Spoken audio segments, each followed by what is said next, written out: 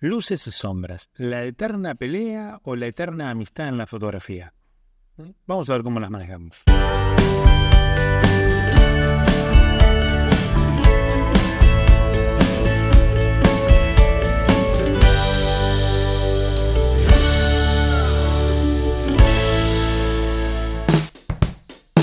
Hola amigos, muy buenos días, bienvenidos a una nueva edición de Charlando de Fotografía entre Mate y Mate. Y vamos a estar hablando hoy de este binomio tan importante en la fotografía que son las luces y las sombras. Y que, ojo, porque vamos a ver algunos aspectos que son muy interesantes. Hablamos de luces y sombras, hablamos de sombras y luces. O sea, parecería que es lo mismo, pero no es tan lo mismo. Generalmente nos han enseñado a iluminar para las luces que queremos tener. Y siempre hemos tenido la sombra como un aspecto denotativo, o sea, una consecuencia de la utilización de la luz y de la proyección que generan algunos objetos sobre una superficie, digamos, firme, sólida, opaca, y eso se produce en la sombra. Básicamente es eso. Y bueno, y una de las grandes cosas que durante muchísimo tiempo se enseñó en fotografía era ver cómo se minimizaba eso, cómo se escondía, cómo se ocultaba. Yo creo que la cuestión pasa por todo lo contrario. No lo escondas más. Hacelo bien evidente, porque tiene mucho que ver con nuestra vida diaria, con el día a día, con todo lo que nos pasa constantemente, y de la luz en el lugar donde vivimos y lo que hacemos, todo. Pero basta de andar dando tanta introducción y vamos a meternos en tema. Las sombras son el resultado de la obstaculización de la luz por parte de un elemento sólido sobre una superficie sólida. ¿Está? La luz ilumina algún elemento, algún objeto, alguna cosa, alguna persona, y ésta proyecta una sombra sobre una superficie sólida. Somos conscientes que la práctica fotográfica depende fundamentalmente de la luz. Sin luz no hay obra, ya lo hemos dicho un montón de veces. La luz es el elemento estético, el material estético de mayor plasticidad en la construcción de una imagen visual, y lo necesitamos para crear la obra. Ahora, paradójicamente, esta es la utilización de la luz en nuestras fotos, no se concibe sin sombras. Si fuera todo iluminado, todo, digamos, sin sombras, todo muy clarito, en realidad sería todo muy plano y no tendríamos volumen, tridimensionalidad, un montón de aspectos. Vamos a ver cómo utilizamos todo esto. ¿Por qué? Porque las sombras marcan el volumen a través de la degradación de la luz. Y eso nos permite ver la forma de los elementos. Además, las sombras son la delicadeza de las imágenes muy luminosas, aportando descanso a la vista, esos cortes necesarios para que no todo sea luz, y todo información, sino que algunos elementos no tengan tanta relevancia. También las sombras nos permiten marcar la diferencia de los planos. Ese tema de que en un mismo encuadre haya zonas de luces, zonas de sombra, de vuelta de luces, hace que podamos diferenciar los distintos planos y le da profundidad a la imagen. También aportan el misterio de las imágenes sombrías. O sea, ¿qué se oculta atrás de esa sombra? O enfatizan la expresividad de los sujetos, haciendo que esas sombras marquen mucho más los rasgos expresivos del sujeto más de una vez. Entonces, las sombras son, en definitiva, quienes hacen la fotografía en sus valores más intrínsecamente íntimos. Y aunque son entidades totalmente abstractas, ¿ok? Porque no es algo ni sólido, ni firme, ni algo que podamos, digamos, tocar, tangible, de ellas depende totalmente el modelado de las formas. Es la única manera que tenemos para en una imagen relatar la forma de algo, para darle profundidad, para que pueda ver si tiene un sentido. Porque mediante el volumen vamos a generar tridimensionalidad. Y para que haya volumen en una imagen necesitamos sombras. Si yo te muestro esta imagen, vos podrías decirme, bueno, eso es un cubo, Gustavo. Aunque podría ser un hexágono con una Y en el medio, con una Y. Está una letra Y, una letra Y. Podría ser, ¿cómo no? Un hexágono, míralo. Ahora, si yo te muestro este dibujo, indefectiblemente estamos hablando de un cubo. ¿Qué es lo que me permite entender que esto es un cubo? Que las tres caras tienen diferenciación de tonos. Evidentemente puede ser por la sombra, ¿está? Y en alguna de esas caras hay degradación de más oscuro a más claro, de más claro a más oscuro. eso le da la información necesaria a mi cerebro para que pueda verse la diferencia que se marca entre una cara y otra cuando llega al vértice. Entonces ahí entendemos que eso tiene una determinada forma, es un cubo o es un no sé, paralelogramo o lo que sea. ¿Estamos? Pero a lo que vamos es eso. Esta degradación la necesitamos, esta sombra necesitamos que aparezca. Entonces, dentro de lo que es la denotación de la sombra, esta se da a través de la representación de los objetos como una consecuencia de la luz, ¿ok? La luz viene desde la derecha, supongamos, ilumina un objeto y este proyecta una sombra hacia el lado izquierdo. Punto. Esa es la parte denotativa. Nosotros veremos, según la difusión de la luz, si esa sombra es más marcada, menos marcada, más difusa, lo que sea. Podemos atenuarla a través de un rebotador, podemos hacer un montón de cosas. Esa es otra historia. Pero en su aspecto denotativo, la sombra simplemente es esto, ¿no? Se da a través de la representación de los objetos. Ahora, en la parte de la connotación, en su carácter narrativo, la sombra nos habla de drama, de misterio, de intimidad, de seducción, de intriga. O sea, tiene un papel expresivo muy fuerte la sombra, no tan solamente informativo. Entonces, cuando empezamos a manejar este juego de luz y sombra, empezamos a darle mucho contenido a nuestra imagen, pero un contenido que trasciende simplemente lo técnico o lo formal, sino que ya empieza a aplicarse a aspectos narrativos de la imagen, de la historia que queremos contar. Podemos decir que las sombras son, en fin, la ortografía de la luz y la prosodia de su lenguaje. O sea, estamos hablando de ese énfasis que le vamos a dar. Esa forma de modelar cada uno de los objetos a través de esta degradación de luz a sombra, pero a su vez el énfasis que queremos ponerle. Porque ya no solamente nos limitamos a las formas, a los colores, sino también que la sombra juegue un papel muy importante. Entonces necesitamos empezar a investigar, estudiar las sombras, por ejemplo, en la luz natural, cómo se da, qué cosa genera, o creándola nosotros a través de nuestros flashes, a través de máscaras, como yo hago con estos cartones agujereados, ¿está?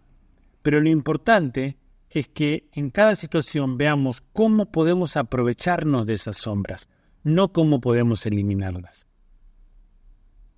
¿Por qué? Porque estamos rodeados por sombras, porque los ambientes muchas veces que en donde nos encontramos hay sombras maravillosas que generan patrones, figuras, o que le dan un cierto ambiente, un cierto clima muy interesante a la imagen. Entonces, el punto acá es empezar a ver cómo me aprovecho de esa sombra.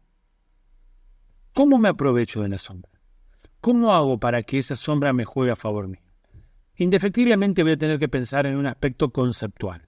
Voy a tener que pensar en no tanto la luz de fotografía, sino en el ambiente. En cómo se crea un ambiente con determinada emoción.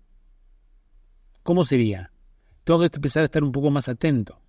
Más atento a lo que yo creo, a lo que yo pienso con respecto a lo que sería una luz emotiva, a lo que sería una luz de intriga, de seducción, de misterio.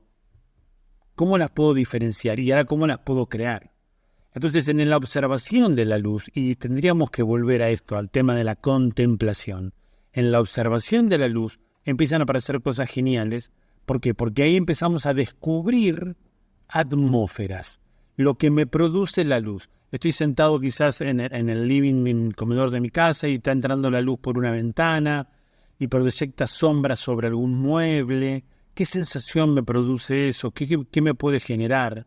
La lectura nos puede ayudar mucho en eso también, porque cuando leemos cuentos, novelas, hay autores que son muy descriptivos y está muy bueno porque en esa descripción empezamos a también imaginar cómo sería esa luz, esa sombra que nos plantea el escritor y cómo la podríamos nosotros replicar después en una foto para tratar de transmitir la misma emoción, porque lo leí, me sonó, tuve esa emoción, bueno, ahora cómo la replico. ¿Están?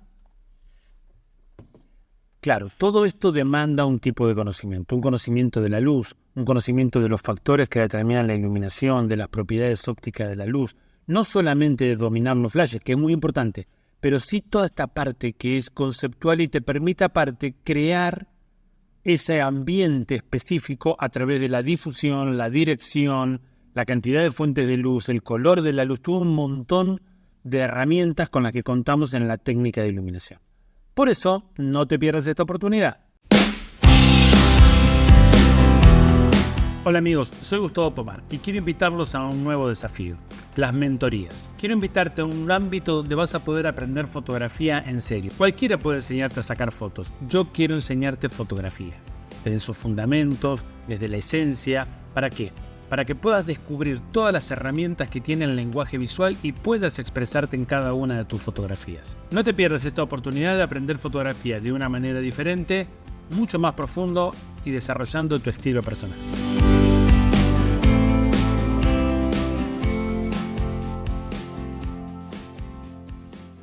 Ahora bien, quiero que veamos esto. Quiero que veamos las diferencias, por ejemplo, entre dos culturas, entre Oriente y Occidente, con respecto al tema de la luz y la sombra. Mira qué interesante. Mientras que en Oriente la sombra era protagonista en hogares, en objetos de uso cotidiano y en el arte representaba magia, intensidad y belleza, los japoneses, sobre todo los chinos, eran mucho de utilizar el tema de las sombras en su parte representativa, o para ocultar o para generar sensaciones. En Occidente se comenzaba a reflexionar filosóficamente acerca de la representación de la realidad como espejo, lo que sería luego la pintura, y de lo oscuro, lo que se desconoce, lo más alejado de la verdad, lo tenebroso, o sea, la sombra. ¿Qué participación tendría? Estamos hablando en la época quizás de un par de siglos antes de Cristo. ¿Está? Ahora, para la estética tradicional japonesa, lo bello reside en la yuxtaposición de diferentes sustancias que generan modulaciones de la sombra. Junichiro Tanizaki, en su maravilloso libro El elogio de la sombra, establece esto, ¿no? Esta cuestión de que esa yuxtaposición de diferentes sustancias, cuando una luz viene sobre esos elementos, producen un juego de luces y sombras, de brillos, de destellos, pero sobre todo de sombras y de zonas oscuras que son atractivas, que uno le permite generar nuevas ideas o nuevas formas en su cabeza. En tanto, para buena parte de la historia del arte de Occidente, la luz fue símbolo de belleza y reveladora de verdad, mientras que la sombra era lo opuesto. La sombra era lo malvado, lo perverso. Junichiro sigue afirmando que lo bello es un juego de claroscuro producido por juxtaposición de diferentes sustancias y la belleza se crea al hacer nacer sombras en lugares que en sí mismos son insignificantes. Pero esas sombras, coronando o de alguna manera también estableciendo jerarquías dentro de una imagen particular con elementos particulares, sí pueden aportar esa belleza necesaria de la historia que estamos contando. Miren, el mito del origen de la pintura, según la contó Plinio, estamos hablando de hace unos cuantos siglos antes de Cristo, establece su inicio en la fijación de la sombra a través del dibujo de los contornos y no por medio de la observación directa del referente. Plinio contaba que en ocasión de la partida del amado hacia un lugar muy lejano, la doncella corintia acerca una vela hacia él para generar la proyección de la sombra en la pared y dibuja su contorno en la pared a fin de retener su presencia durante la ausencia. Así que Plinio nos habla de la utilización de la sombra como un modo de presencia, aunque no es el cuerpo mismo, pero es su indicio, es la huella de lo real. La sombra establece una relación con ese objeto, de que ese objeto existe, que tiene forma, que es sólido, que es algo. ¿Estamos? Ahora, en el Renacimiento la luz revela todo. Permite comprender la obra, la sombra promueve la ubicación de las figuras en el espacio, la luz permite modelar, está bien, pero sin embargo ambos no gozan de carga simbólica o expresiva. La sombra tenía una carga totalmente técnica en el Renacimiento, o sea, para modelar los objetos, para darle volumen, punto, nada más. ¿Estamos? Ahora, en el Barroco, su fuente ya se integra al cuadro, la fuente de luz, el fuego, las velas, la ventana donde entraba luz, lo que sea. El claroscuro de este periodo nos muestra una acción de iluminar que busca conmover. Este es el gran cambio entre el romanticismo y el barroco. Lo hemos hablado en otros videos, pero que al mismo tiempo oculta a través de la penumbra que generan las mismas figuras. Y eso te permite resaltar, jerarquizar lo principal de la imagen. Ahora, luz y sombra se encuentran unidas y complementarias, pero fueron los tenebristas del barroco los que supieron como nunca antes explotar sus espectaculares posibilidades en las escenas religiosas. La sombra sirve para enfatizar la presencia sagrada y su incorporación en la vida cotidiana. O sea, lo genial es que estos muchachos, ¿qué hacen?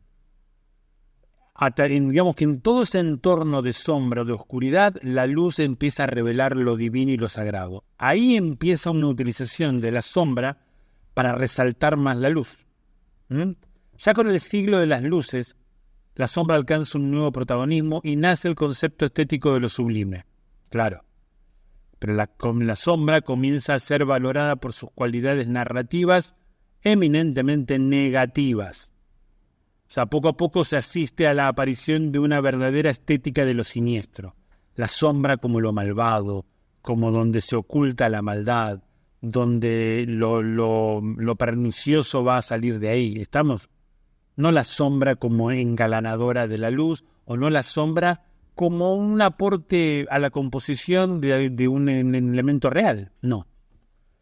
El romanticismo inaugura la categoría de lo sublime de la mano de lo amenazador y de lo siniestro en torno de la penumbra y de la oscuridad.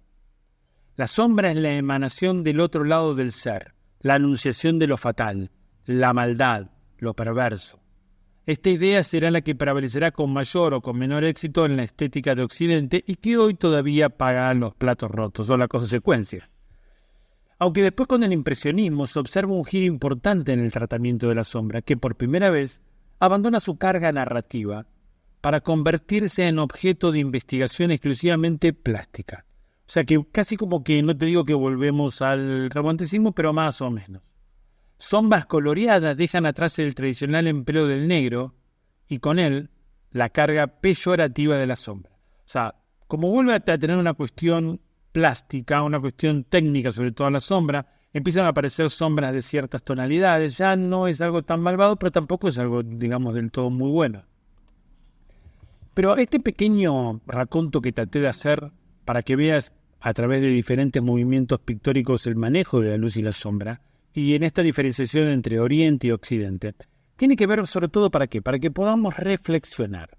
Esto de las luces, esto de las sombras, siempre nos han enseñado a iluminar para las luces, para que haya determinada luz en nuestra fotografía, para que sea o difusa, semidifusa, o dura, o que tenga esto. Pero poco nos han hablado, poco nos han enseñado de las sombras, de la aparición de la sombra. Es más, como decíamos al principio, muchas veces la sombra estaba asociado con algo que no era muy bueno o muy productivo en nuestra foto, que quedaba estéticamente desagradable. En muchas ocasiones sí, no quiere decir que la sombra siempre está buenísima y es perfecto, pero incorporar el tema de la sombra me parece que a nuestra fotografía le aportaría mucho. Por un lado, que es algo personal, que yo lo veo así y lo he aplicado en mi fotografía de esa manera, me parece que la incorporación de determinadas sombras estéticas a la imagen le aportan credibilidad, espontaneidad, casual. Claro, ¿por qué? Porque ya no es la luz de estudio, la luz perfecta, diáfana, que entra de un costado en una resplandecencia semidifusa. No. Es un rebote, hay luz dura y semidifusa y aparecen unas sombras como manchas de luz y sombra, ¿está? Que tienen una función. Si ustedes se fijan en muchas de mis fotografías, esa función pasa ¿por dónde? Por enaltecer o de alguna manera jerarquizar el sujeto principal, llevando en penumbras a aquellos elementos que aportan información pero no son tan importantes. Entonces, como para que no compitan con el sujeto principal, una sombrita, un paso menos de diafragma, una cosa por el estilo, me parece que va bien. ¿Estamos? Y después sí llevar, eso sería la penumbra, y después sí llevar algunos sectores a las sombras. ¿Por qué? Porque esa oscuridad, esas zonas de sombra potencian la imagen, le dan mucho más impacto todavía a tu sujeto principal. Está bueno el tema de aprovechar las sombras. y sombras intrépidas que se metan en el encuadre. Está muy bueno. Esa audacia que necesitamos de alguna manera incorporar para cuando iluminamos, porque rompe con ese sentido de la luz perfecta de fotografía, que todo el mundo sabe que no existe, que no es real, porque ve una foto así, sabe que está hecha en un estudio o para alguna cuestión fotográfica. Mientras que lo otro puede sembrar la duda si eso fue conseguido en un estudio o que será que justo encontraste porque la luz estaba dando así, luz que entraba por una ventana a través de las ramas de un árbol o cosas por el estilo. Ojo, atenti, que eso también es interesante. ¿Por qué? Porque eso le da a la fotografía otro carácter. En realidad le da esa cuestión de decir, wow, eso puede ser una experiencia real, podemos vivirlo eso. Así que necesitamos empezar a estudiar esta cuestión de las luces y las sombras y no pensar que toda sombra es negativa. ¿Ok?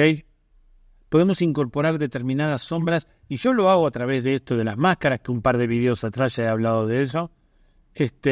Incorporo muchas veces sombras. Pero claro, esto nos lleva también a plantearnos algo, ¿no? Y que es una cuestión de estudio y de análisis, sobre todo personal, de cada uno. ¿Qué es? ¿Fotos con sombra, fotos sin sombra? Más de una vez me han dicho, por ejemplo, que en este tipo de fotos no puedo tener sombra, porque Gustavo, eso parece que el plato está sucio. O sea, ¿cómo va a haber esas sombras? ¿Tienes algo más limpio como esto, más pulcro, porque es comida? Yo digo, ¿qué te pasa? El público que ve tu foto es tan sonso, tan tonto, que no sabe la diferencia entre una sombra y entre una suciedad. No, esa no es una excusa. Punto, no la doy como válida. Que no te guste es otra historia, perfecto. O que al dueño del restaurante no le guste, o lo que vos quieras. Si el ambiente es íntimo, me parece que suma, que está bueno. Porque le da un clima que vos estás comiendo con una luz así, tranqui, piola. Ponele. ¿Está? Pero me parece que el tema de la sociedad, no jodamos. Y ahí. Por otro lado, ¿cuándo las sombras están bien y cuándo las sombras estarían mal? Yo muchas veces creo que la sombra cuando está en no te voy a decir en un rol, pero tiene características de antinatural, es algo desagradable. O cuando la sombra llama mucho la atención porque quizás es una sombra muy oscura sobre un campo muy iluminado, es algo desagradable. O esas fotos, viste, que estás contra la pared así y la sombra acá del flash ahí asqueroso, es desagradable. Porque no es natural, porque no es lógico, porque no sería un tipo de luz que sería habitual verla. Entonces a mí me parece que sí, no suma, ¿está? O si llamaría demasiado la atención por estar sobre, como decíamos, un campo blanco, pum, una sombra bien negra, encima con una forma bastante definida, eso sería catastrófico o muy molesto para lo que es la composición. Pero bueno, mira, de todas maneras, yo creo que la sombra merece un buen estudio de nuestra parte para saber cuáles son los momentos en aplicarla, por qué nos puede aportar, qué va a generar. Pensemos que hay culturas que han tomado el tema de la sombra como un adalid de su expresión visual, como es la cultura oriental. Entonces tan mal no puede estar la cosa. Algo podemos rescatar de ahí. Es momento de ponerse a investigar y estudiar, ¿tá? Para ver cómo hacemos crecer o renacer o potenciar nuestra imagen fotográfica. Me gustaría saber tu opinión. Me gustaría saber qué pensás de todo esto, cómo lo ves, si estás de acuerdo, ¿no? ¿Por qué estarías de acuerdo y por qué no estarías de acuerdo? Porque sé que siempre la opinión fundamentada es más válida que el me gusta, no me gusta, o me parece y chao, punto, o yo creo. ¿Estamos? Pero bueno, déjame tu opinión acá abajo. También puedes suscribirte al canal si te parece interesante el contenido. Cosa de que te pueda llegar y dale clic en la campanita para que te pueda llegar información de cuando estoy subiendo material. Pero bueno, la idea es que semana a semana sigamos encontrándonos y sigamos aprendiendo mucho más de fotografía a través de nuestras charlas de fotografía entre Mate y Mate. Que tengan buena semana y nos vemos.